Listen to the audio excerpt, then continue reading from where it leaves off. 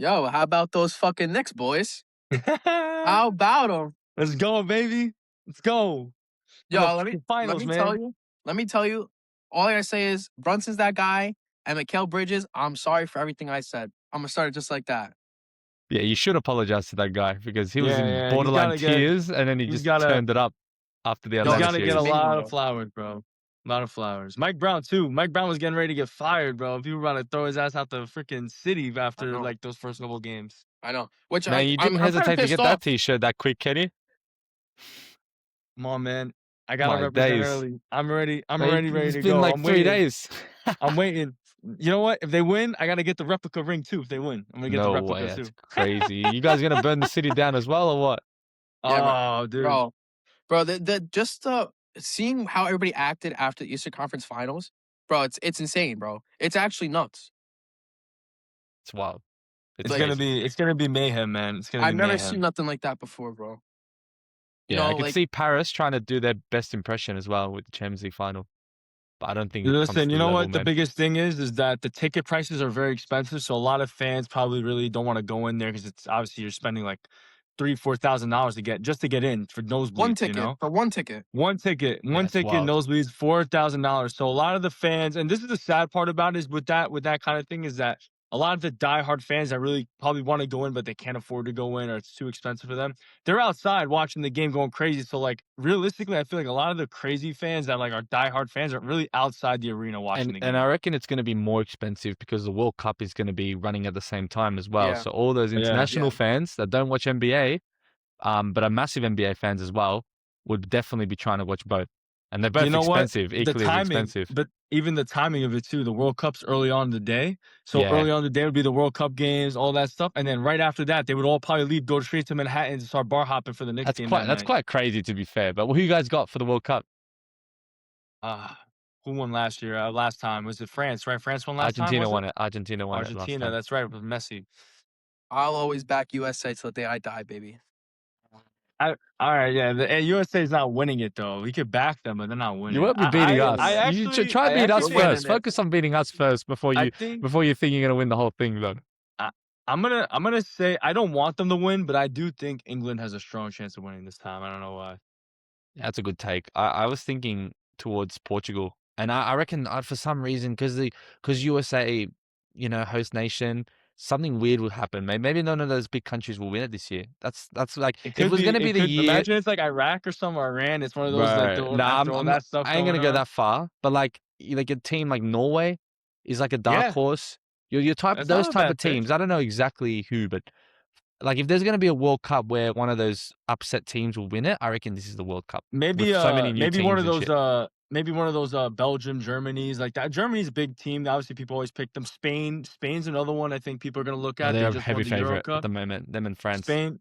Yeah, everybody's going to be looking at Spain because obviously you got Lamal over there. You got all these guys. They're young. They're a great team too. But I could look at even like a team like Switzerland. Switzerland is another team. Representing our Albanians too. A lot of Albanians are playing in that team. Yes, sir. You know what I'm saying? Yeah. Come on, if we can't get in, we might as well just support Switzerland, Because half the team's Albanian. So I would say, it could be a good chance. It's going to be a crazy one. You know what's funny though? The Portugal angle I like. Because if you think about it, it would be Messi won the last one, then Ronaldo won this one. It'd be like it would just make that debate even crazier. And 100%. For me, it's not even I'm not even a big Ronaldo fan. I just think the midfield is just the best in the world. And I think if you can control the midfield, you win most football games. And they have João Neves, Vitinha just coming off a back-to-back Champions League final win, and then Bruno Fernandes, who was the player of the year in the Premier League, and he's my guy as well. So I think that midfield's elite. That's why I'm going with them for now. But, who knows? Like I said, I wouldn't be surprised if I saw, you talk about your France, your Germanys, your Argentinas, your Brazils, all those guys that are up there, your Englands. But I wouldn't be surprised if it's someone else that hasn't won one before and is an extreme dark horse. Like, that's sort of where I'm at the moment. Don't we usually see some dark horse teams make it through though to like the final, like to usually the semi-final you get there. Like Croatia made the final in 2018, which was massive, and then Morocco and then Croatia followed up by a semi-final. So I remember they made that. some deep runs. So I was going to say last time it was Morocco. That's what it was. That's right. Just wanted to take a moment to thank you guys for tuning into another episode of the Huddle Within podcast. If you do enjoy episodes like this, or this episode specifically, be sure to leave a comment and a 5-star review wherever you do get your podcasts. It'd be also great if you could like and subscribe wherever you do get your podcasts, so we can continue to show this out to people that see sports exactly the way that you do. But without further ado, let's get straight back into it. If you guys don't know Kenny and TJ, they are obviously from New York, which means that they are both diehard New York Knicks fans. You know, when I look at these two, I truly believe that New York is a basketball city, both different NFL teams. I don't know about MLB, but I definitely know that NBA, everyone comes together as New York fans. So you guys, I need you to Knicks, Yankees, tell, and then the football teams. That's how it goes. That's I always need how you it to goes, in my tell me opinion. Yeah. exactly, you know, how it rolls here in New York and why this is so TJ, you go important. first. It's obviously been so long. TJ, tell me, New- man. Tell me how Well, big this is. New Really, York, New York, all banter New aside. York just has the passion. New York has the passion when it comes to everything, right? But sports teams is like the number one thing around here. Like, yeah, football. All right, we play in Jersey, but those are still our teams. Yankees, greatest baseball team ever. That's our team. Like, we take pride in that. But the Knicks, we've had our ups and downs. We've had our, seasons where we're watching a bunch of bums and you're like, oh, what is this, man? But it's the Knicks. You turn them on every night, 7 o'clock on MSG. This is your team. And now you're actually good because of the so-called too small of a player, Jalen Brunson, which is now can possibly go down as the greatest Knick of all time, if he's not already. I really, if I had to take a guess on if I had to take a swing on something though, my biggest thing with this is that the Knicks fans, no matter what people say, they obviously look at us as we're crazy and we're wild and we have the Knicks fans have endured some of the worst basketball that you could have seen in the last 20 years, I would say at least. Because from 2000, after Ewing kind of got traded away, I think in 2001 or 2002, they kind of like completely fell off a cliff. And then they just went down a whole path of irrelevancy. And then they got Melo and they had Amari and they had those guys. And you know what? They gave the city a little bit of hope. But then we saw they were never good enough to beat the LeBron teams. They weren't good enough to make it out of the second round at times. They couldn't even make it out the first round some games against Boston. You know, they had a lot of ups and downs, but the fans stuck through this team through thick and thin. And I think we saw from 2014, after I think the last year they made the playoffs was 2012-13, and then all the way to 2021, where they had Julius Randle and that team that made it to the playoffs against the Hawks.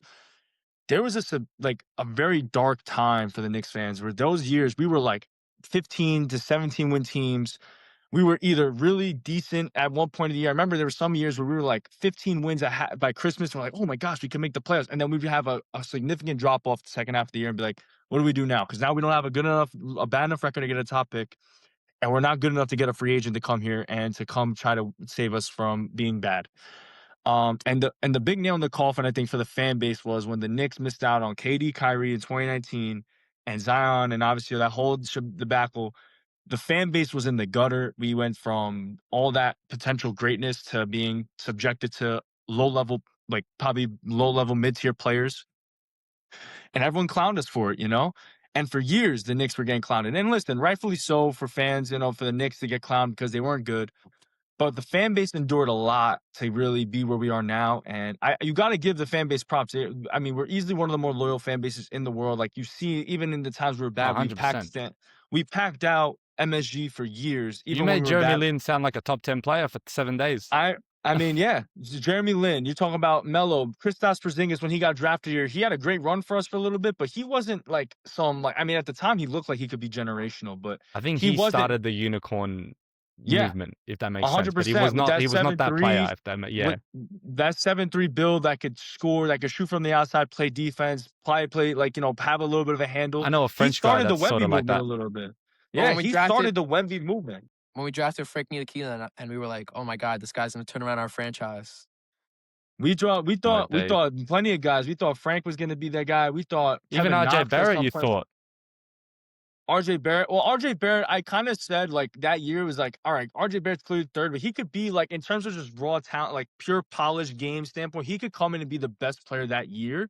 But he's not gonna be a superstar like. He doesn't have that superstar allure aura that or Ja Morant or Zion had at the time, And I mean, listen, RJ was a great player for us. He helped us in that first year we got to the playoffs, and then he helped continue. You know, he was a good player for us, but and he was an essential piece to what we got now. And him, quickly, those guys. At the end of the day, everything that happened led to where we are now, right? Like that's the biggest thing. From 2019, I always say 2019 was the start of it because we missed out on KD, Kyrie, and then we had a shift to Julius Randle, RJ Barrett, all these guys, and it shifted from there. We got all those players in there, and then we started to build from there. Leon Rose, they fired Steve Mills, they moved Scott Perry to assistant, and they brought in Leon Rose and William Wesley. And from there on, the team just kind of slowly revived itself. Went from, okay, we made the playoffs. Then we had a fall off year with Kemba and Evan Fournier. We thought, okay, they have fell off. What is the front office going to do to get us back? Jalen Brunson. That, that Everybody, that's got I to think everybody in the world knows what the reaction was about that. Even Knicks is fans. that not going to be, and maybe might be the biggest hot take, you guys will Crazy. definitely say yes, probably the best free agency signing of the decade, for sure. I think, well, in terms for of the decade, for sure. In For the terms, decade, no for the doubt. decade, we could say even for the 2000s maybe, but there's some other tip players. You got KD, You could obviously argue, got but LeBron. the thing is, it's tough to argue against Durant going to the Warriors because it resulted in 2 championships. As bad 100%. Yeah. as much as like a lousy move that was for Durant to do, obviously to like go and join a 73 I'll win surrender team. for the decade. I'll surrender for Yeah. the decade for this one. Yeah, for for the sure. decade, I'll surrender. But I mean, listen, for me, I think I will say this though. I think Brunson's impact on this city is more impactful than what those 2 rings that Durant won, in my opinion, in my heart. 100%.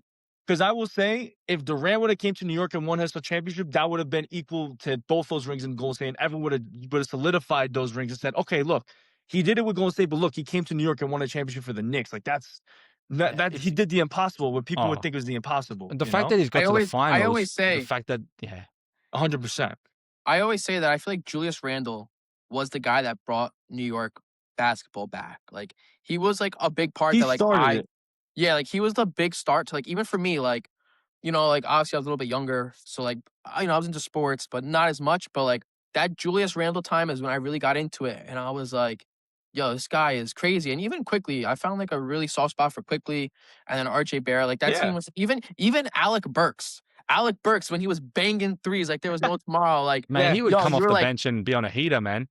yeah, Alec Burks, man. Yeah, but guy was Alec Burks was like our best playoff performer outside of Derrick Rose that first year. We had Derrick Yeah. Rose was one of our best playoff players, and Alec Burks, because Randall obviously that year wasn't that good in the playoffs, but you're talking about Derrick Rose and out of his prime coming in that year, getting traded in here and kind of bringing in that veteran leadership, and Alec Burks coming in and reviving himself as a role player. Like it was crazy. But I will say, go ahead. No, this is how Knicks, you just when we're talking about Alex Burks at this light, that's how much we're clutching at straws here. Not to say that he's a bad player. We used to talk about Langston Galloway. You might never heard this name before. Langston Galloway. 2015, Langston Galloway, when he came to the Knicks on a 2-way contract and he was averaging 18 a game, and everyone thought, oh my God, this is a revelation. We got our point guard of the future. We thought this guy is going to turn into a star. Like Langston Galloway came in, was like, where is this guy came from? And he ended up being like a role player. He was a good role player. I remember him more for being a role player at the Pelicans more so than the freaking star in the Knicks, I have to say. Because you know why? Because that time he came to the Knicks, they were 11. They had 12 wins. He came in and helped them win 3 straight. It was like, what the heck? This guy, now we're going to win games with this guy? Like, this is crazy. And then, he moved on. He had another year with the Knicks, and he moved on to the Pelicans. And he had a little star as a role player, but that guy was immortalized for us for that year. Like, oh my God, Langston, God, we can't let this guy go. We can't let him go. Well, that's Lance Thomas. We proclaimed Lance Thomas as a Swiss Army knife like he was Josh Hart. Like what Josh Hart is today is what we thought Lance Thomas was back in 2015. So you talking about the Knicks, they always immortalize, and not even immortalize. They talk about these guys and they remember these players in these moments. And even the moments when we were bad, like there's times where like, wow, like remember this. I never forget Mario Hezonja dunked on Giannis Antetokounmpo. And that was the biggest meme for like that year for the Knicks. Like we had a guy that dunked on Giannis and he was a role player. Like, and Knicks fans are treating it like he was like some superstar, Nah, it's wild. It is so true. I have you like winding back the clocks for me there. 100%. Yeah, man. And that's just, but that's the emotions that go through us when we're thinking about this finals run now and seeing where this team is now, where we are legit contenders. We have a legit 1A. We have a legit 1B in Karl-Anthony Towns now, who everyone back then, even at that time, was hoping the Knicks would get the first pick that year because they wanted Karl-Anthony Towns in 2015. That was the year we got Porzingis, but we ended up we wanted Towns, or even at the time, people don't want to admit it, D'Angelo Russell or Okafor. You know, like those were guys that we were looking at, and we ended up with Porzingis, and it ended up paying out the way it did. But Towns now with the Knicks, winning as a second option to the Brunson and being that guy. I mean, you got to, you know, it's an insane run that we're on. And I mean, look, I think people are going to try to discredit the Knicks because of the weak East. And I understand the competition isn't as great as the West. I fully understand the argument. But people are going to dismiss 11 games in a row, Well, that's winning what I was by going to get to. We're going to get to that. Yeah. double digit wins, dominant performances on the road, at home. It could be anywhere. And then even the games, comebacks. let's The talk about that. 22-point comeback.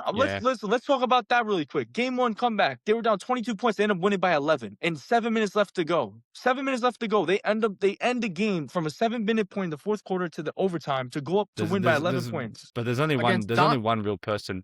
There's only one real person to thank for that, and that is Danhausen. Let's not get it twisted, man. The Danhausen curse is real. I'm giving my money. If that ain't real, that proved it. That curse is real. Right now, it has to be. Hey, listen. Let's just put it like this: Danhausen made more money in the last month than he probably had made the last year of his life. Because you know how many people are probably sending him money at this point for them to keep that curse alive against. 100%. He made so much money. That's why he keeps milking it, by the way, because he knows right now. Wait, listen. Can we just talk about how brilliant he is of a promoter I've said enough about that guy. When he came, he was like Jalen Brunson for the WWE. When he came in, everyone was like, "What the hell is this?" And now he's come on and been one of the main guys. Not even wrestling, man. He's an unbelievable character. Man. It's just an amazing character. Yeah. Dude, his character, his persona, and his, I mean, just his. And hey, listen, he's smart. He is so smart for what he does. He's so smart. And listen. Let's just put it like this: the guy's lucky too, because he put a curse on every other team. What if every team beat the Knicks? He would have been like, "Oh, reverse the curse." He did curse the Knicks, and the Knicks were losing to Atlanta. And ever since he uncursed them, 11 games in a row, he curses the Cavs. They were up 22, and come on, man. Come on. It's all because of the Miz. Helped. Remember that. He had a real reason to think about it. He found a reason to curse the Cavs too. It wasn't like he just cursed the Cavs. Miz is a Cavs fan. Yeah. And the Miz, and he found the Miz, and look what ended up happening. It's like it's crazy. So even with that whole thing was a crazy thing. Like I was like, dude, this guy Danhausen can't make more money than he's making right now. And I'm telling you right now, he's gonna make more if he continues to do this and the Knicks win. I mean, good God, they might put a statue out here for Danhausen. They got to get him next. They got to get him between Timothée Chalamet and Kylie Jenner, man, on the court side. We're gonna need to see that. I'm not gonna lie, I would not be surprised if we saw him there at all. Because I think he will be there. Surprised if Dolan. I wouldn't be surprised if Dolan doesn't want to jinx himself, because Dolan probably believes in that stuff. To be honest, at this point, he doesn't want to. He probably wouldn't want to jinx himself. Be like, yeah, get him in there. Get him. You got to also remember that it's also perfect timing because ESPN has signed with WWE and showing PLEs. So they got that partnership too. But yeah, this is crazy. But we got a bit sidetracked. We'll go back to sort of the playoffs and the Knicks being 11 in a row. Back to the NBA Finals. It was an incredible run. And you can say what you want, as Kenny mentioned, the East isn't obviously as strong as the West, but to go out and win 11 playoff games in a row and sweep the shit out of Philly, sweep the shit out of Cleveland, that means something. And right now we can all safely say, non-biasedly, that the Knicks are just rolling into the finals, fully healthy, ready to go, and just playing incredible and inspiring basketball. And I think it's coming at the most perfect time. And guys, tell me, besides obviously the Danhausen banter we've had, what has attributed to this? What has made this run significant? What do you think it's come down to? Because it's quite astonishing, to be honest, because I never would have probably expected this run. TJ, you go first. TJ, let me just start off with one of probably the biggest thing to cause this team to be so great is Jalen Brunson not taking the money and focusing on bringing a championship to New York. That is ultimate captain move. Ultimate, I'm not here to make money. I'm here to win a championship. I'm here to be the king of New York. And that's exactly what he's doing. You take a insane pay cut, right? He would have been making so much more money, but no, that's not what he wanted to do. He wanted to win a championship. And here we are. He's got to earn it in this last series. But let's see. David versus Goliath when it comes to Jalen Brunson and Wembanyama. Well, yeah, the pay cut would have helped big time. I definitely agree. Especially the fact that OG is the most paid. That's a great point because I think that I mean that's an essential point because the team isn't built the way it is now without Brunson doing that. So you got to give him those props for that, for being sacrificing that money to really for the betterment of the team. But I'm going to talk about a little bit stylistically, like the team, the way they're playing right now, and kind of like what the dynamic is right now compared to what it was in the regular season, because it's a clear difference, right? So obviously, everyone knows after those first 3 games, Brunson was having a hard time in that Hawks series. Everyone knew, like, hey, like CJ McCollum was doing his thing.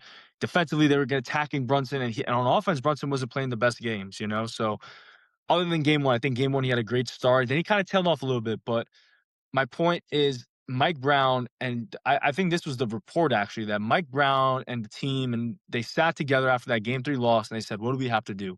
And I think Towns said, he came out and said, "I have to get the ball. Like I have to be the one to get the ball more. Like I can't like sit there in the corner anymore. I got to get the ball." And I think Mike Brown challenged Towns, saying, "Okay, it's on you to do that. Like you're a star. You want to go get the ball. You got to go get the ball. Demand the ball. Say, hey, give me the ball here. Get me in my spot." And from there, they found something because I think you see what they're doing is Towns at the high post or at the top of the key, getting the ball and letting everybody else move off the ball, creating a load of open opportunities for everybody. Mikal Bridges started getting more in rhythm. OG Anunoby stayed in rhythm. Josh Hart, even though his shooting hasn't been amazing, he's hitting his shots. Landry Shamet Brunson has and, found Landry minutes in this Shamet. series. He's found minutes in this series now. Landry Shamet in the Hawks series wasn't really a factor, but then in the Philly series when OG went down, that's when he got his real shot, and he hasn't missed. He hasn't been missing. He only missed like I think 4 threes in the course of 2 series so far. It's unbelievable, but that's because of the offense they're playing. They're keeping everyone in rhythm. McBride having a big game 4 in Philly. He had like 6 threes in the first half. Yeah, And in then in this 5 series, minutes. he's been In hitting 5 threes. minutes. Yeah, 5 minutes, he crazy. had that many threes. You got to think, and again, that's the offense saying, "Look, it's not just Jalen Brunson, and that's it. Get out the way anymore. It can't be that, and it never should be that. It should be Brunson. If we need Brunson to take us somewhere, okay, a couple possessions at a time or in crunch time, that's fine. But when over the course of the game, when the team hounds on Brunson, they wear him down. You got to get the ball in his hands and let other guys create. And this is why the turnovers are down as well, because you're not letting just one guy create the offense. You're moving the ball, you're letting Towns create open opportunities, and you're getting Brunson off the ball, which gives him the same amount of shots he's getting because he's getting the shots still.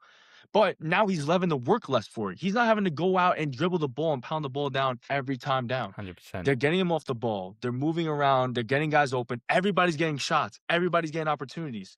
And Towns is still doing his thing. He's averaging 18 points a game, 13 rebounds, 6 assists this playoffs. Like, what else do you want him to do at the end of the day? And if he gets more aggressive this playoff series, I wouldn't be surprised because they might need him to. But stylistically, they changed the way they're playing, and it shocked the whole league. I mean, I think Brian Windhorst was on ESPN talking about he asked GMs or other coaches what happened. He said, "This isn't the Knicks team." They said, "This isn't the Knicks team that we've been playing all year. This is a completely different team. Like they are playing a different style of basketball. They're playing a style of ball we didn't think they had in them, and it's been proof. They're on an 11-game win streak. They're winning by so many points. Their point differentials the most in history by 100 points margin. It's insane. It's actually crazy, for me, man. that speaks to the coach. To be honest, I think Mike Brown Yeah, coming they in, have to. making the decision, and then you look at the personnel, and you look last year with Tibbs, and I know Tibbs is a great coach. I'm not going to clown on him there. He's done really good things for the Knicks, but when it comes to the bench rotation, just being able to use the players that he has for the time he's been using it, like even like I know it sounds crazy, but like you look at their deepest players, you look at Clarkson, you look at even Alvarado, getting 5 minutes of just good Alvarado energy just, makes things going, and then you have Clarkson in there and he'll be useful in some series. I reckon he'll be more useful this year. I don't know if he'll play much, but if they need to and have some secondary creation off the bench, there's that flexibility to have that. If you need shooting, you've got Landry Shamet. If you need a bit of a spark, you've got McBride. There's just so many options there. And look, Mitch Robinson's the wild card there, but they're going to need him in this series too. And they have 100%. that as well. So like having those guys, and then obviously the starting 5 speaks for itself, like the minutes, the durability, the length, defense, the shooting, like to get this clicking and Mike Brown finding a way to get this working, you look at the personnel and it sort of makes sense as to why that they're killing it as well, because you have the players that's too. the funny thing. You trust them. That's the funny thing, though. I'll say this really quick, TJ, before I let you go. The funny thing is that going into the playoffs and as they were down in Atlanta, everyone was saying, because last year they were saying the same thing, was like, this roster construction is flawed. And I said, it could be flawed, but like we haven't seen them at their full potential. Like I want to see this team play at their best before I say that, because if you see them play at their full potential and they're playing well, like we haven't seen the best of Mikal Bridges and OG Anunoby at the same time. We haven't seen the best of Brunson and Mikal and Cat. We haven't seen all these guys play their best at the same time, and we're finally seeing it now what they're truly capable of. And listen, guys, let's just put it how it is too, right? I know everyone's gonna say, like, I think, listen, I'll just say it now. I do think the Knicks are gonna probably win this series. Just off the, I believe this. They're having the momentum. They're playing a great series. They're gonna play great, and I think San Antonio's still a young team that the Knicks could exploit that maybe better than what OKC could. But these guys are 29, 28, like they're in their primes. This isn't the last year of this team that we're going to see that they could play like this. Like this is now what we see as the potential, what they could be going forward too, like for the next year, 2, 3 years. So it's like, this also gives you hope for their potential Until even the going Wizards comes forward. back. Yeah, and the Wizards coming back. Yeah, and other team. Listen, next year is going to be a lot tougher. Year after, it's only going to get tougher, of course. So this is why I'm saying I want them to take advantage of this now and win, because it's only going to get harder and harder after year with everybody getting better, younger. It's going to be a lot more difficult. Obviously, Pacers coming back next year. We already know our gripe with them too.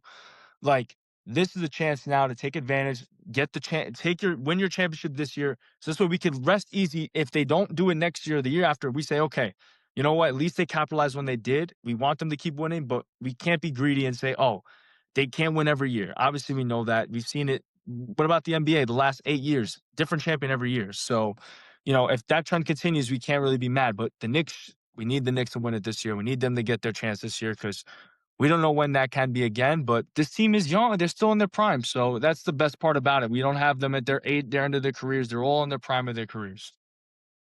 I also feel like this team has a TJ, level got of anything? hustle Yep. that I feel like this team has a level of hustle that we've never seen before. I mean, you could have Alvarado and Clarkson come off the bench. Yeah, they're gonna give you that hustle because they may not be playing many minutes. But I mean, you have OG, Bridges, and Josh Hart. I mean, Cat's getting defensive rebounds. They're already down the court. They're already down the court. We're getting so many fast break points. We look absolutely amazing when it comes to those fast breaks. We don't really make many mistakes on them. We know where the ball's going, when it's going. I mean, we know where the defenders are on defense right when we get the defensive rebound. This team just knows what to look for. The hustle on defense has been phenomenal. The switches have been phenomenal. I mean, the shot contest, like this team has just clicked so well overall. Yeah, the offense is the offense, like everyone's been hitting their shots, and you can't Cat's hitting his threes. Josh Hart had that one game where he was banging threes, he started out 0 for 3. Next thing you Yeah. know, he made like 4 or 5 in a row. That's what we need. Deuce McBride, he comes off. He has the hustle. Shamit's not scared to shoot. We know that already. He's pulling it. If he's open, he's pulling it. Bridges, same thing. Bridges, he was always like that mid-range game. Yo, this guy's open in the corner. He's pulling it. Bang. Everything just feels so like everyone's clicking. Everyone's shot feels hot right now. It's like you can't get more hot in a perfect time. Yeah, Totally. for sure. I think so. But think it's the- I also say this though. That's the identity of this Brunson-led team though. For the last few years, Brunson Knicks teams, they have never been swept. One, if they lost, they never gotten swept if they lost. They've always been in a push. They always either win the series or they push the series if they lose it, or if they win, like they push series out sometimes when they're not even supposed to push them out, and they don't like just lose, get like blown out. I think last year they got blown out in that game 6 against Indiana. Obviously, Indiana just kind of blew them out the door. They were tired, they were fatigued. Obviously, we talk about Tibbs, great coach, but his Injured. style of coaching really did well, it wore them down. It wore them down. Like you saw those last couple games against Indiana, when you lose a deflating game like they did last year too, by the way, similar to how Cavs lost, and you're already playing a lot of minutes. Like, I'm sorry, it's a tall task to kind of come back from, and you don't want to risk that. I think the Knicks, what they did with that was they didn't want to risk the same thing happening twice. Where, you know what? Yeah, maybe Tips could coach them to the finals, but how healthy will they be by that point if they get there? There was no guarantee that if Tibbs played them then like they did last year, 40 minutes a game, they were going to be like OG could have probably pulled 3 hamstrings throughout the year this year, for all we know, and then he would have been cooked, and then the Knicks roster would have been in big flux going into the playoffs, and who knows at that point, So the Knicks made a ballsy move last year to get rid of Tibbs. I think it looks like it paid off for now, and if they win a championship, then it'll even be more paid off. But they gotta They just got to finish the job, though. But I think the biggest thing what you were saying, TJ, about their hustle, this is the team's identity, though. That's their identity. This team just doesn't die. They don't die. They already, if anything, they've already been. You know what they say? You can't kill what's already been dead. They've been dead already. They were killed last year. They were killed in the Hawks series. Like they were dead in the water. Like wow, like this team's cooked. And they just said, we're gonna resurrect ourselves and just come back and just play with a vengeance and just play like that. They every never really game. made a crazy like off-season move last year either. Besides, No. obviously, coaching in terms of player personnel.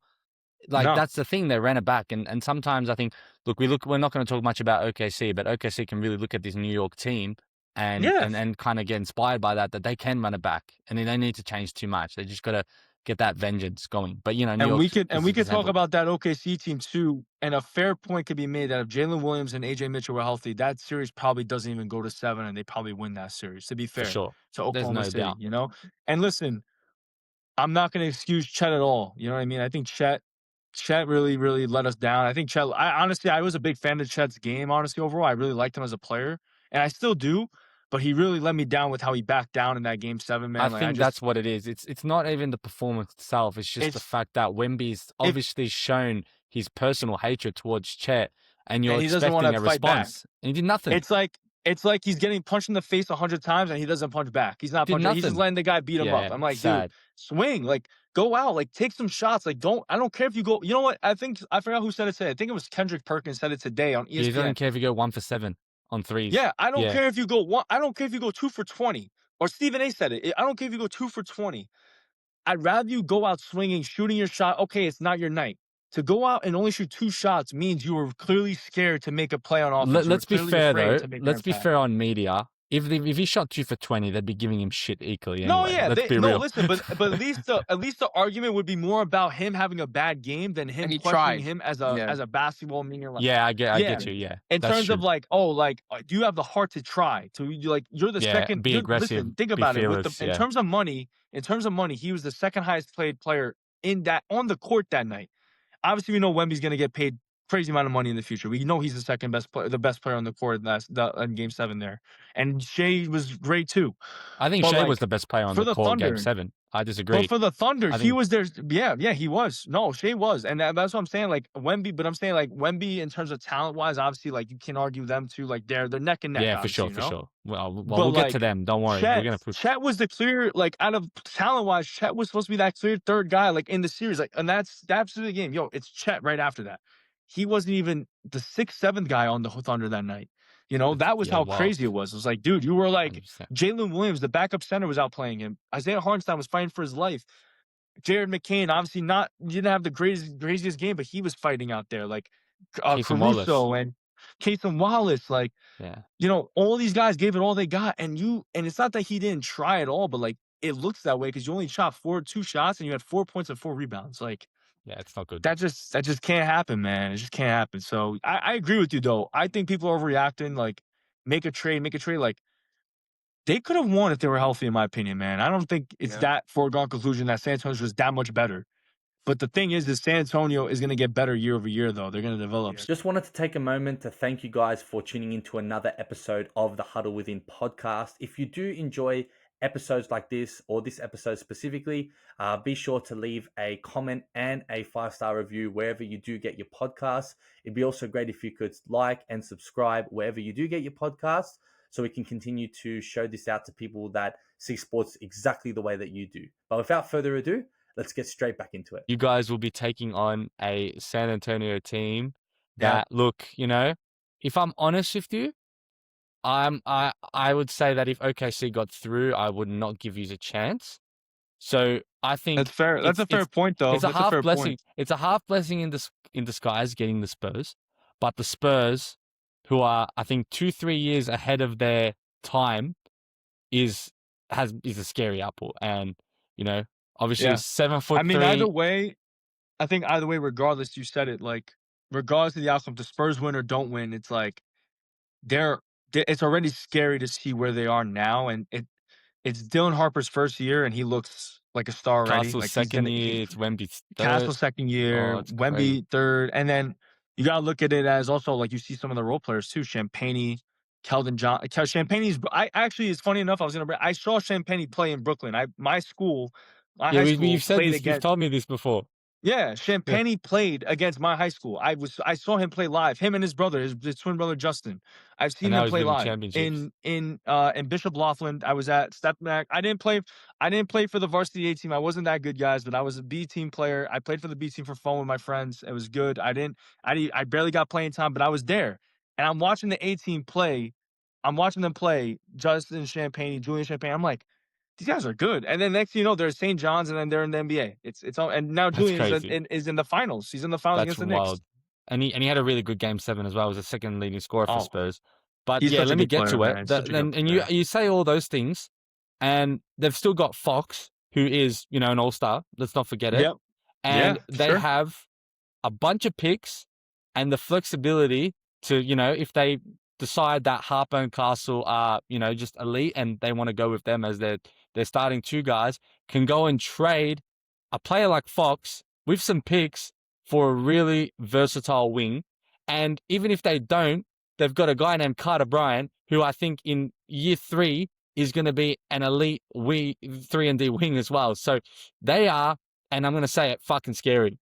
And the fact And that They they've didn't are. got to the finals They now are. is scary. correct It's correct me They're a if scary. I'm scary wrong, team, but man. correct me if I'm wrong. Didn't Kelton Johnson win 6th man of the year? He did. Yeah, he He did. did. He So did. He did. like there's just more shit to it. Like, you know what I mean? I will say Like, I don't know how I don't think Kelton. I will say this though about that. I think the 6th man of the year award the last few years, we've seen the 6th man of the year the last few years really kind of have underwhelming playoff runs, I feel like recently. I don't know why. Yeah. Because even Kelton Johnson this year he's been good, obviously, but he hasn't been like as great as he was in the it regular is a season. Yeah. regular season award. And to be fair, what I Yeah. will say as well is that I think the 6th man has dropped because of the lot of the injuries as well. Like just Yeah. having stars Yeah, being true. injured, a lot of players are stepping up into starting roles. There's a lot of players It's that are true. starting that, deserve to be 6-man, if I'm honest. Rather not like That's to win true. it, but be 6-man, and not start. And that's probably why we're seeing that. Like AJ Mitchell, for example, probably could have been a big case to win it, but ended up being a starter for most of the season because of J-Dub. That's one example. You But want to hear something scary? You want to hear yeah. something scary? Is that you made a great point about the trade rumor, about the trade possibility, like Spurs. Like, let's just say, right? Like, well, obviously, we'll side talk this for a second.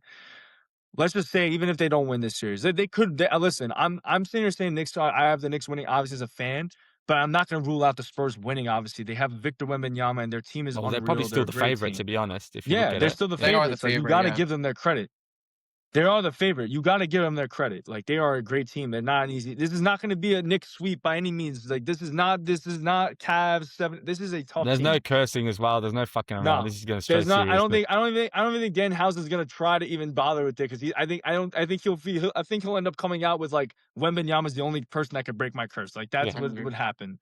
But the scary thing is that no matter what happens, they have a chance to make some trades in the offseason. I already have some names out there that I think would be kind of crazy if they could make happen. Let's see. Let Like me hear them. Let me hear them. I will mention one name that is synonymous with San Antonio that is a champion with San Antonio that could be available this summer given the Clippers are trying to rebuild.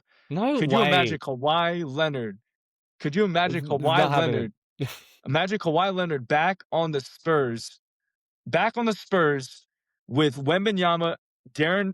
Even let's just say they're able to get it done without Darren Fox. Because don't forget they have Darius Garland over there. They might not want Darren Fox. Let's just say it's Dylan Harper, Stephon Castle, Kawhi, and Wemby as a 4-man. Like, what do you do? What do you I- do? Like, I that's don't like it, to be unbelievable. honest. I think I don't on either, paper but it's good, but I just, Kawhi, with what he the did, funny how thing he is left, that didn't do anything rehab. could happen with that. Anything could happen with that because if let's just say San Antonio sees OKC turn around and trade for Giannis. Let's just say that happens.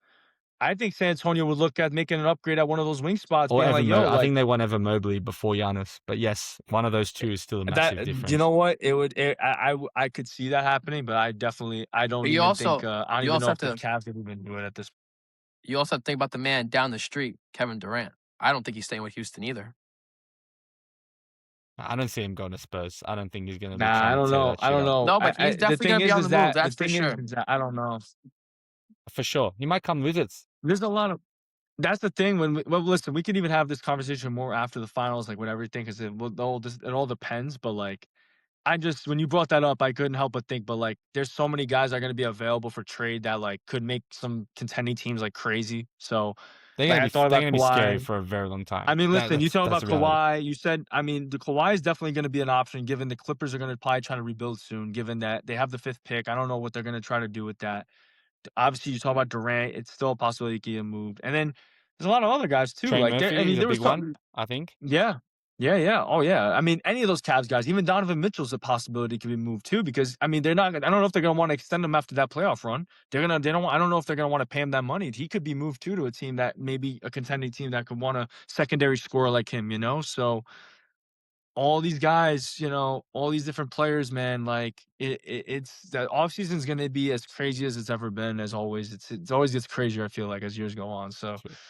We'll We're go gonna back see, and to it. LeBron. Hey, what about LeBron? LeBron Nah, can we're sign a going minimum fuck LeBron, anywhere. mate. LeBron's not doing LeBron can nothing. sign a minimum Nah, anywhere. I What love if LeBron just says, what if LeBron's LeBron elite. just signs a minimum with the Spurs? Says, you know what, I want to go play with Wemby my last year. Just my He's farewell n- tours in he- San that's Antonio. That's it. that is not happening. But LeBron, I think I if know, we I see know. let's be honest, LeBron, he's if we elite. see LeBron go anywhere, it would be Golden State to play with Curry, like he's always wanted to. 100%. Yeah, that would be a fair point. It's still in Yeah. it's still on the table there too. Right. But yeah, And we can talk about that Curry after. never But I'm loses it. taking us So back to playoff. oh, No, reel us back in. Reel us back I'm in because really we're going motherfucker. crazy now. You're so hard to really. Bro, we got We get into it crazy. we got finals to preview. But yeah, no, circling it back for real. The Spurs, elite, get to the finals. It's funny because the last finals that the Knicks played was against the Spurs.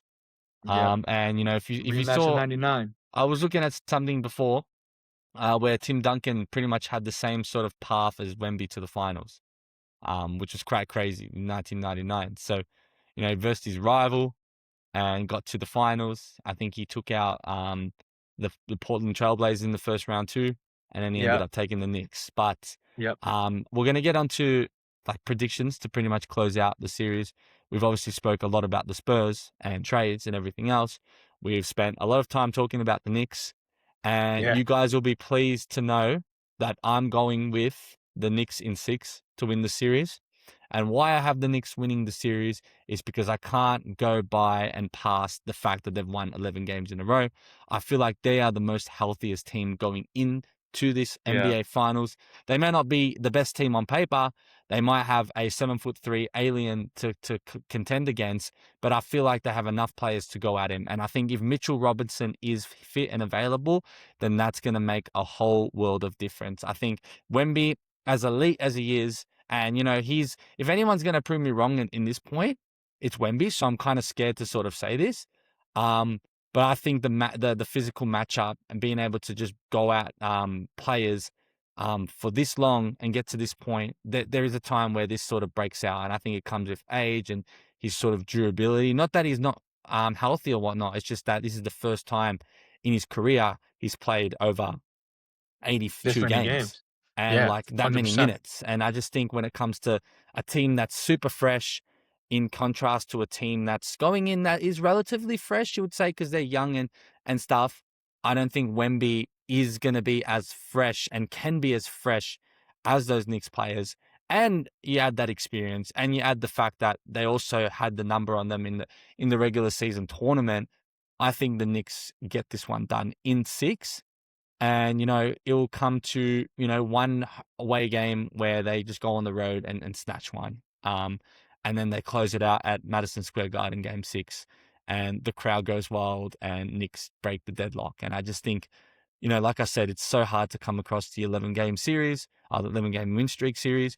And it's also hard to go across like the fact that, they're a lot more experienced. They've been there. They haven't been to the finals, but they've been there, done that in the playoffs in terms of getting deep runs, whereas the Spurs, it's their first time at it. And I can also safely, confidently say that the Spurs, and we can all say it realistically, are going to win an NBA championship. So it's going to happen.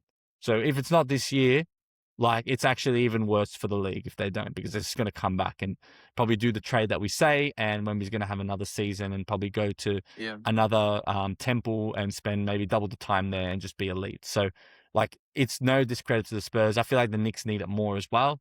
And I sort of am rooting for them for that reason. As much as I want to see you guys fail and I muck around, it's good to see New York, go crazy and going on YouTube and going on Reels and seeing the fans go nuts. And I think it'd be really good for the league to see the New Yorks win a championship again. So that's why I've All got right. the Knicks in 6. And that's an unbiased opinion.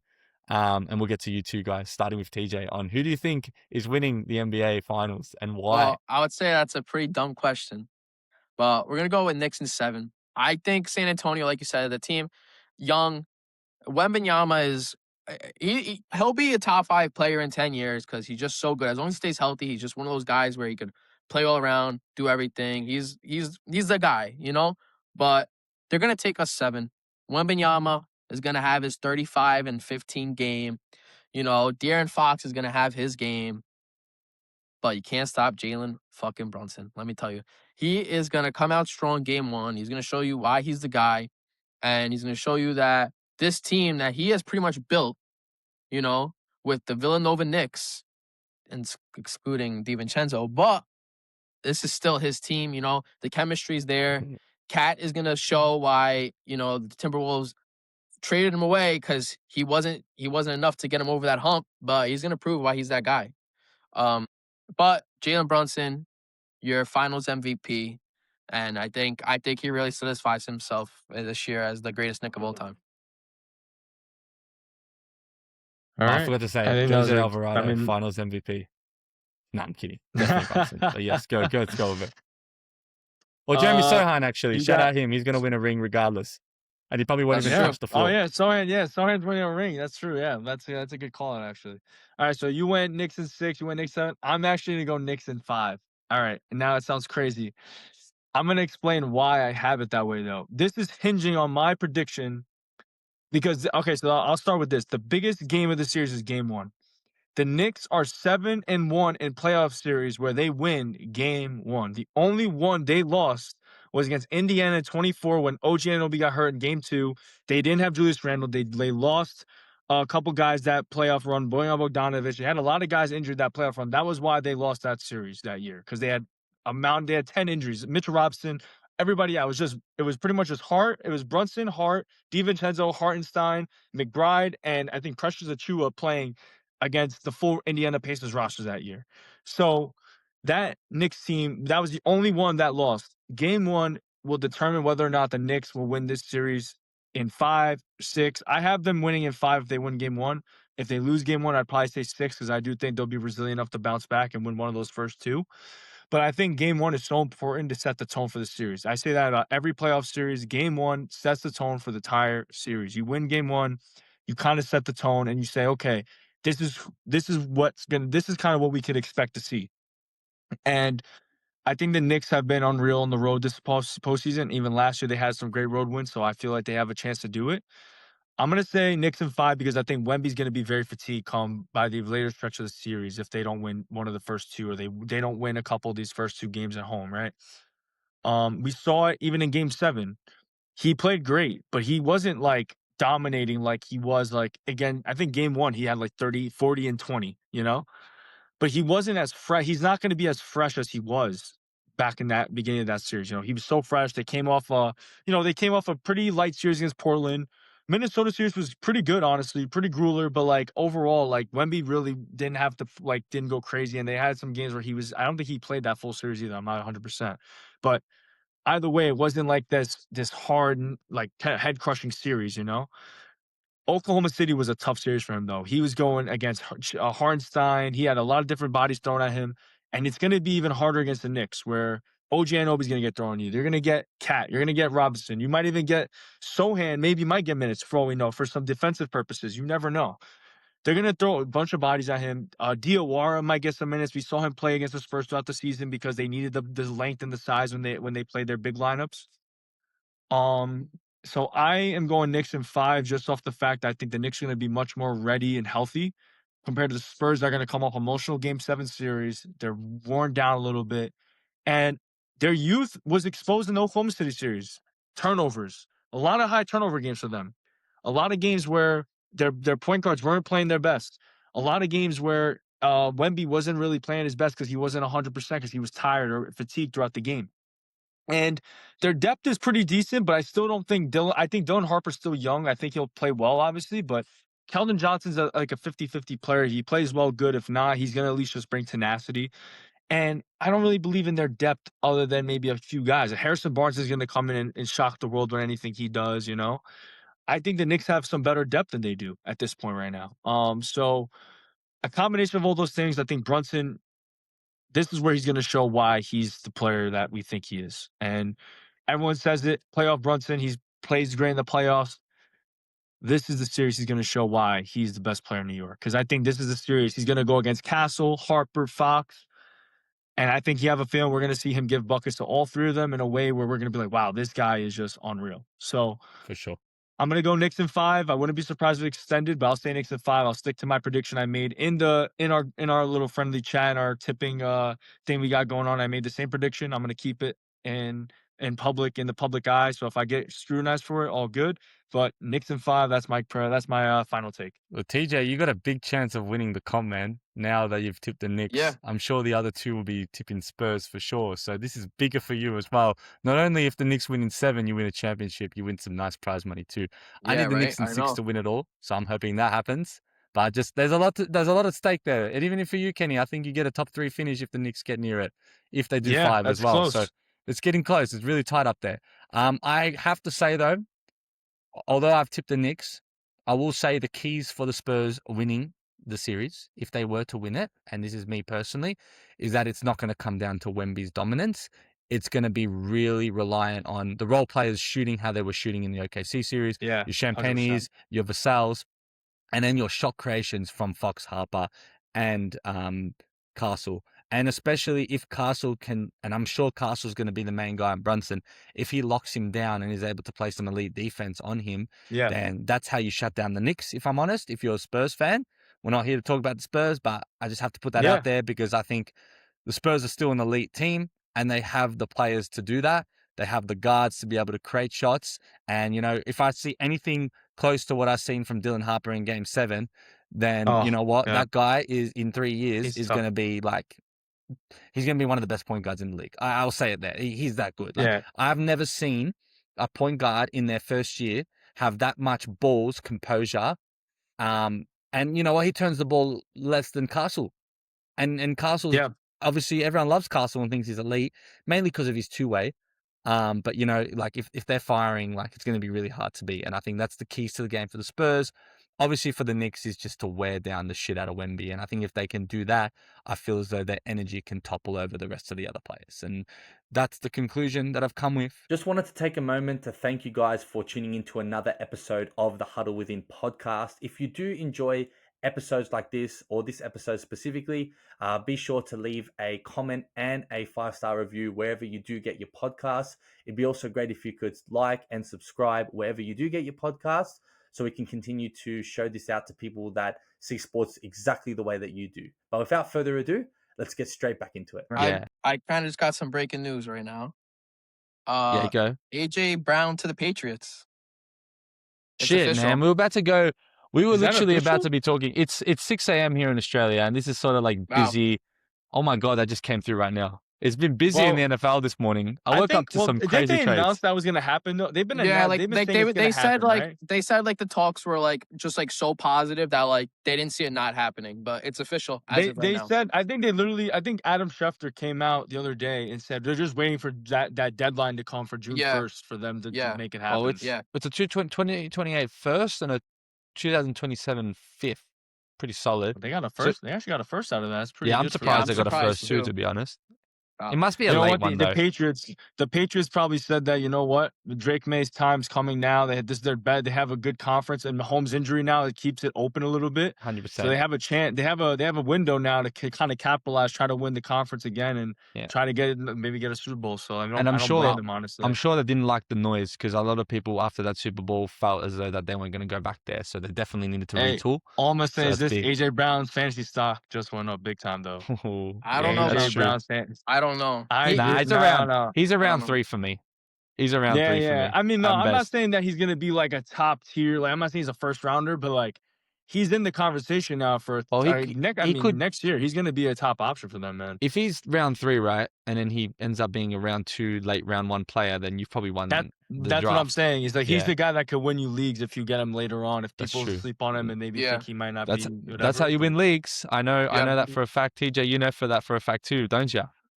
Yeah. I wonder if he And I doesn't. don't Yeah. want to even talk about that. This guy got me, man. I don't want to talk about it. I mean, I guess Man, we can finish up with more NFL news since we're here. I know we're here for other reasons, but a lot of shit happened this morning.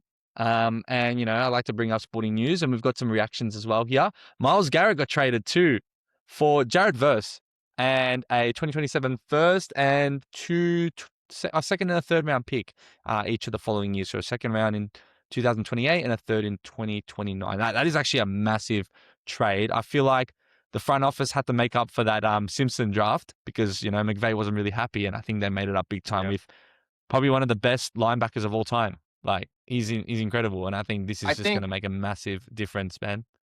I think the Browns definitely they got a nice package for him. I won't, for sure. I'm not saying they won it because the end of the day, Myles Garrett is Myles Garrett. He's probably he's top 2 defensive player right now in the league, right? But it's either him or Watt. But, I mean, that's just something where like that immediately makes your defense like what is already a great defense, always have been great coaching. That just made them even better. I mean, you got to remember last year, correct me if I'm wrong, they lost the Seahawks in the semis, right? Yes, I did. You know what I mean? So it's like, I mean, dude, you just got so much better, and that offense is still going to be on all cylinders, firing on all cylinders. So that's going to be that right there is a huge team right there. 100%. And I agree with you. The Browns, I think, like, we can quickly talk about the Browns because I think this is obviously more centered around the Rams. The Browns have done really good off-season stuff this year, and to be honest, I think, you know, you can get rid of Myles Garrett, and it doesn't really affect your timeline too much. I don't see them really winning a Super Bowl. I think Myles Garrett is ready to compete for Super Bowls, so, you know, those picks can convey into something really good, and we'll find out how good it is in 3 years. But for now, I think the Rams will take it because they need to really win now. The fact that Stafford is on the brink of retirement, this is probably their last year or 2 going at it. So I think with him as quarterback, maybe Simpson can come out, be a beast. There's still got good players around him, but they really need to sort of push in, especially with the reigning MVP in their side.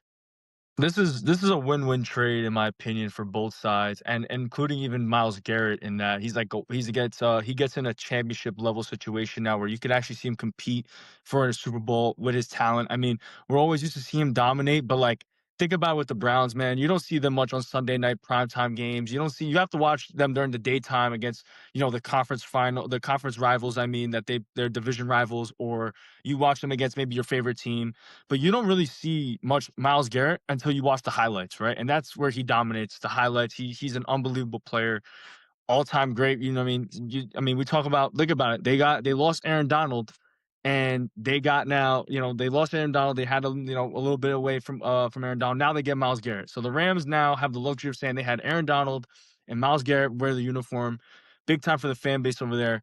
So I would say that's a W for them, obviously. But I would also say the Browns, like you were saying too, they're not winning a Super Bowl even with Myles Garrett now because they don't have the team. They don't have even the experience level. Like you have to get to the playoffs. You have to experience that heartbreak and sometimes you don't have to, but we see it with some of these guys. The Seahawks, they had to suffer a little bit before they could really win. They had to get Sam Darnold, who went through his kind of trials and tribulations to get there. And things obviously have to break right for you too. You think about it, you have to have some luck. But the Browns just didn't have any of that. And I think Jared Verse, he was a phenomenal player last year for the Rams, to be honest with you. I thought he was really, he's a really really good. good player. Like, he's not bad. Like, He's young. Garrett, And but he's young. Yeah. And he's very young. First round, So, like, it's like one of those things where it's like, okay, you get a really, really solid defensive piece and a first-round pick back. You got to feel good if you're the Browns and you're building something towards something, especially if Shador ends up being something for them. Let's say Shador ends up breaking out in the way people think he can and being a really good player. I mean, you have nothing but bad. You don't really have much bad to say about it. And at the end of the day, there isn't a lot of probably better deals you're going to get. Maybe more first-round compensation. But I feel like when you get rid of a guy like Garrett, you want to get it for sure talent at least back when you lose it. And there's not a guarantee with those draft picks sometimes. Like, you could have 4 draft picks, but if you miss on all 4, it's like you traded Myles Garrett for 4 first, but like, what did they turn into? Yeah, So, exactly. good on the Browns, I think, to kind of see, okay, we get a young player back, a young defensive player that has a lot of upside. He's had a great year last year. He can have a better year this year. And another pick that maybe it does turn into something. And then you say, okay, you had comparable kind of compensation back. So I thought for both sides it was a good trade. And for Myles Garrett, I'm happy for him. He's been due to have a good team for once and actually compete for a championship. He's that kind of player. He's a Super Bowl player for sure. I mean, man, imagine a Super Bowl game against, maybe the Patriots, for all we know, whoever, like a 4 sack game or something crazy, like where he's dominating a game just from his presence. And it's just like, where has this been all his career? Because he's been on the Browns. So it's exciting to see. I'm happy for Stafford too. You mentioned a great point. Stafford's getting up there in age. He's gonna want to win another one. Big time get for the Rams. And I think the Browns did really well too. So I would say it's a win-win trade here 100%. for the Rams and Browns. I do Garrett agree. just Quick he one just on. elevates Garrett elevates a team so much that Yeah, it's true. just the what he can do automatically makes this defense top 5. In my opinion, right now, that's top 5 defense. I think him literally standing on the D line makes him a top 5 defender just with his presence. He's that Oh, scary. yeah. It's See, scary. listen, he's that elite, and he's at that point of his career where he can't just be on another rebuilding team anymore. And I think that's 100%. where it's come to, right? Like he can't And be on. And this is the team that is definitely not looking to rebuild. And if they hopefully Puka Nacua figures out his stuff that was going on with him, because if he figures his stuff together and he's back on the field the way he is supposed to play, like the way he has been, they're going to be a very, yeah, very, very hard team to he beat. And needs to follow they'd be an early favorite in the NFC, in my for opinion, sure. honestly, with that. For sure. He needs to follow his misses as well that won a lot of gold in the winter games. So he Yeah. can't be the only one going home without any gold. But a quick one. Who is wide receiver 1 for the Eagles? And then we'll get on to quickly the Giants. Um, are we going with Lemon, or we think Devontae Smith remains wide I'm receiver 1 taking here? I'm taking the experience over the rookie. I'm taking Devontae Smith. He's been there. He's proven it. Even in the big games, he's been there. He's played really well. So I'll give it to Devontae Smith. But hey, I'm going to be surprised if Lemon comes in there and balls out. So I would say it's similar to CD Pickens kind of thing. But Pickens obviously is experienced. Young guy came in, and I mean, listen, we could argue last year Pickens was the number 1 receiver last year for the Cowboys last He year was elite, ahead of man. CD Hey, Lamb. hey, hey, we don't talk about that guy that much, yeah? I Nah, I love know, him. but. I love that guy, to be honest. But But either way, No, listen, but bro. like it's the same thing. Like Devontae Smith's experience, but Lemon could come in and let's just say Jalen Hurts really likes. Maybe he has a connection with Lemon more than he does with Smith. It's all about that QB to receiver connection. Who knows? But they have the talent there that he could do it. But I would say Smith for now.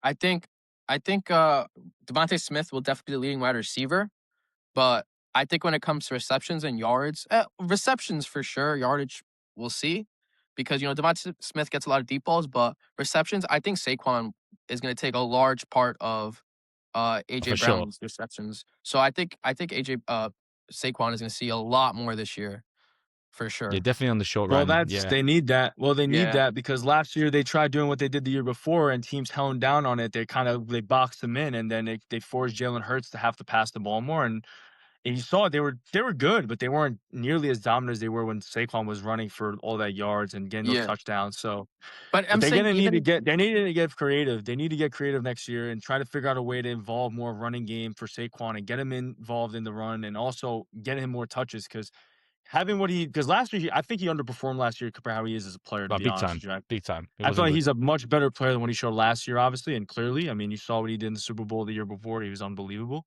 And obviously as a Giants fan, watching him all my life pretty much for Hey, the they've majority been of my busy, life. man. We got to go to them. They've been busy. Yeah, I mean, listen, I'm just saying, like, they gotta figure something out there. It's not gonna just be on the receivers anymore. Jalen Hurts has to be better next year too. That's another question. That's another big thing. He has to be better next year if they want to win. 100%. Yeah, but we'll go to the well, Giants quickly. I would love to bring up the topic of Malik Neighbors because as we see in the videos, he does not look healthy. Yeah. I mean, we're gonna talk about the Giants, right? Yeah, well, I'll they've just say this: their offseason moves, everything. I love the Harbaugh. I've been on the record saying that Harbaugh was an awesome get, and I think he's. I mean, forget Joe Shane. Harbaugh's running the Giants. That's 100% the truth at this point. They have 100. The ownership is 100% believing Harbaugh over anything Joe Shane says. That's why they brought him in. And you're seeing a lot of positive moves. They're making a lot of great moves. I thought they had a great draft. In my opinion, I know people have a big problem with Arvell Reese, but I think having more than plenty of defensive playmakers on the field, especially at the line position.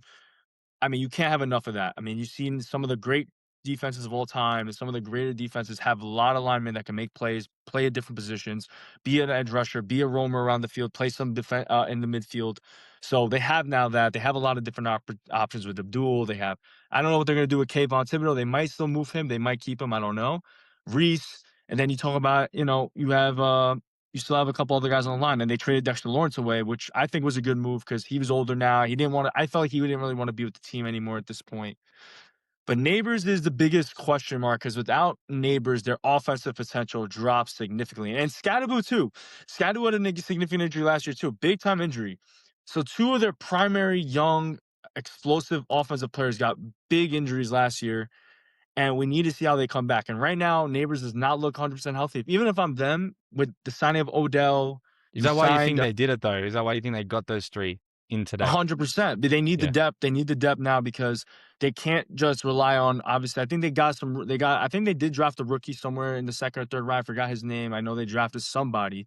But, like, either way, you're not going to get much better than Neighbors, obviously, and he's injured badly right now. I don't even think he's from what I've seen, he doesn't look healthy at all. And I would even be scared to throw him out on that turf, man. The turf is the biggest thing. That turf, obviously, the turf is the biggest problem with me with these injuries is that, like, if he's not 100%, that turf is not forgiving, man. And I don't know. Everything else I'm very happy with, but Neighbors is the biggest concern right now. He doesn't look that healthy, but if I'm them, give him the time he needs to get back. At the end of the day, you have the young core.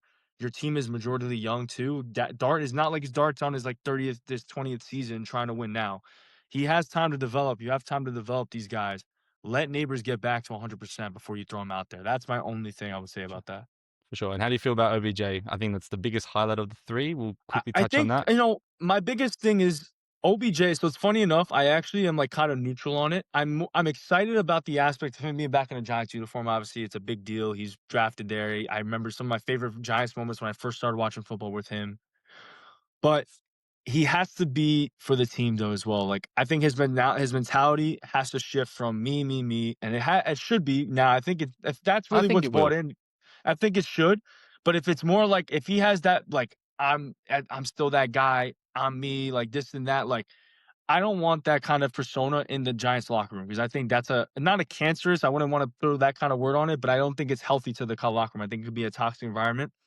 And Juju Smith-Schuster too is another one. Like he has to. They signed him today too.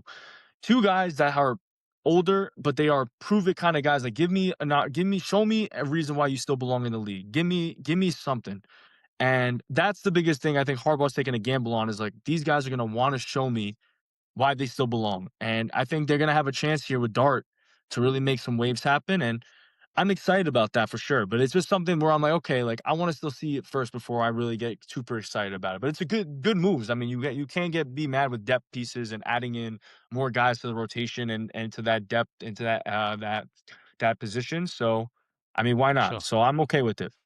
I just realized that I'm getting to see Myles Garrett's first ever game in a Rams uniform, so I'm actually keen for that when they come to Australia. Crazy. That's right. I forgot to mention that. That's going to be elite. That's very true. But yes, that's pretty much been the wrap up of this week's episode. Thank you very much for coming on, talking all things New York. Obviously it's very busy and lively in that city, especially today with some Giants acquisitions. You've got obviously NBA Finals. You've got the World Cup happening as well. So, USA is the way to be right now, I have to say this month, which is really exciting. But finals in 2 days as well from the time of this recording. I think once this comes out, it will be the morning in Australia just before game one, which I'll be really keen to see and watch. And I'm sure, we'll continue those conversations in the background and you guys will come back on, I think, win or lose. I'd love to have you back on and just talk about the finals and how the series went and the whole season forever. Even if you do lose, I do expect you to come on and, we can 100%. Talk about it. But yeah, it's been another episode. Guys, you want to sign up if anything? Any last words before we end this today? No, bro. Let's go. Knicks, baby. That's it. Just go Knicks. Let's get this one and let's go. We're starting up, baby. Let's go. Come on. Let's get it going. So that's a wrap for this week's episode of the Huddle Within podcast. I appreciate you for tuning in and being part of this community where we go beyond the game and into what really matters. If this episode resonated with you, make sure to subscribe, leave a review, and share it with someone who sees sports just the way that we do. And hey, I'd love to hear from you. Connect with me on my social medias, which will be linked below. Send in your thoughts and even be part of a future episode. Until next time, keep that passion alive, stay in the huddle, and remember, it's always deeper than the game. Cheers.